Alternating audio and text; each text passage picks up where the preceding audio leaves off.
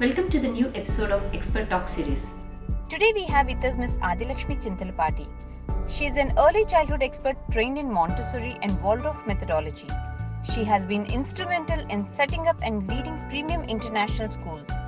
She is the first Indian to have become an IB workshop leader and consultant in the entire Asia Pacific region. Today let's learn from our expert about gross motor skills. So, ma'am, we hear a lot about motor skill development. So, what is this exactly? So motor skills is the development of the muscles of the body, and there are two kinds of muscles. So there are the large muscles and the small or the fine muscles. Okay. So we have the gross motor skills, which is the development of the large muscles of the body, and the fine motor skills, which is the development of the small or the finer muscles of the body. Oh, can you please elaborate on gross motor skills? So the gross motor skills, like I said, are connected to the large muscles of the body, which is necessary for children to walk, to run, to skip, hop, and control their body. Okay. So this starts right from birth. In fact, even prenatally, the child is kicking in the womb.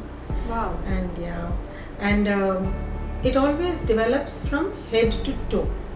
So first starts with the head stabilizing, then the trunk, and then lastly the legs.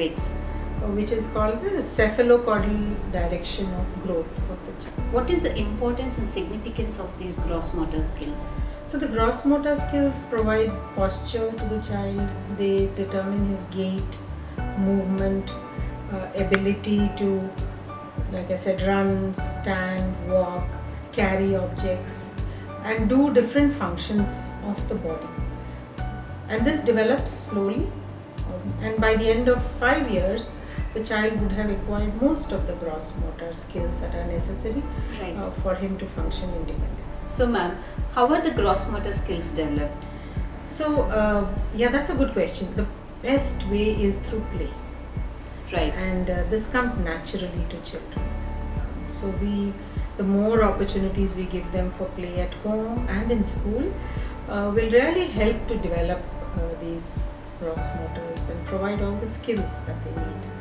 So simple things like running, catching, walking, swimming, climbing even a tree, or at home, climbing steps with the support of the parent, and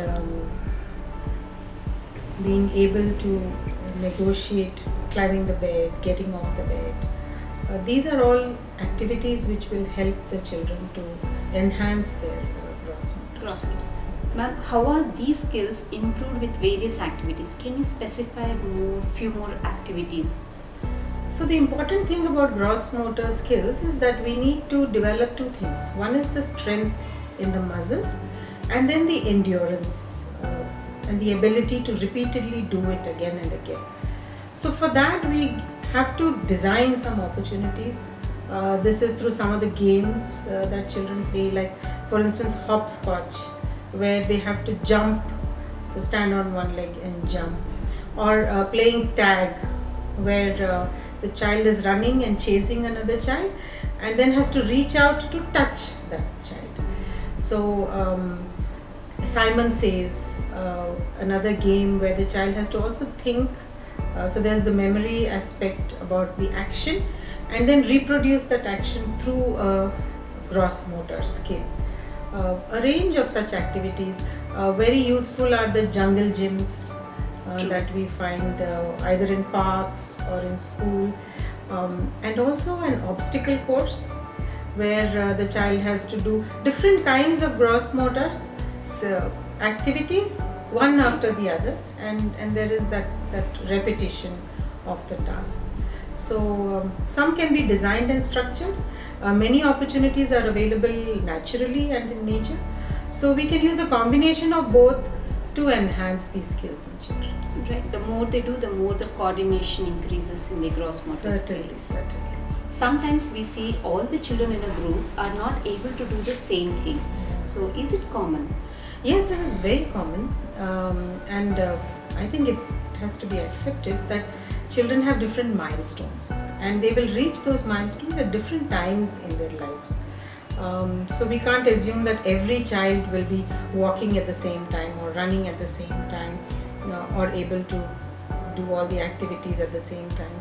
So that is quite common, and this has to be watched. Right. So we have to look out for, if the children are slightly delayed, then we have to give them a little more time and additional support in in acquiring those gross motor skills.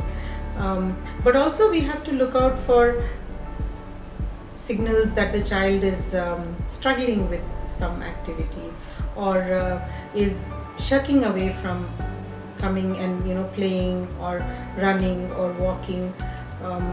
Or another example would be when children get tired very easily. True.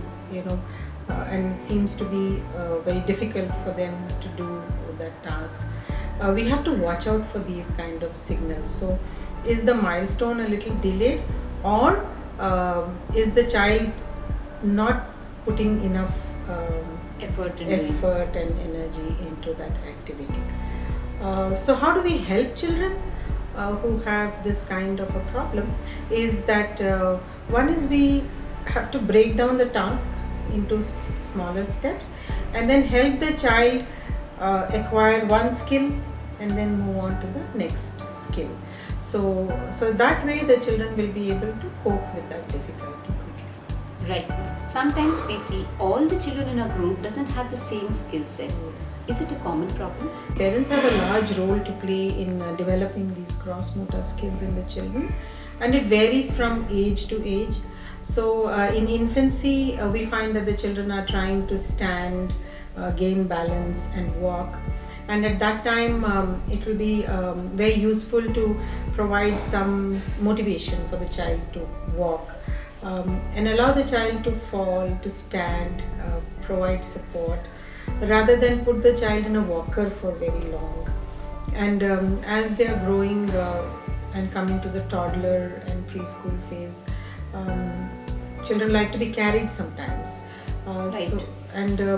Carrying children for a long time will prevent them from actually exercising their gross motors.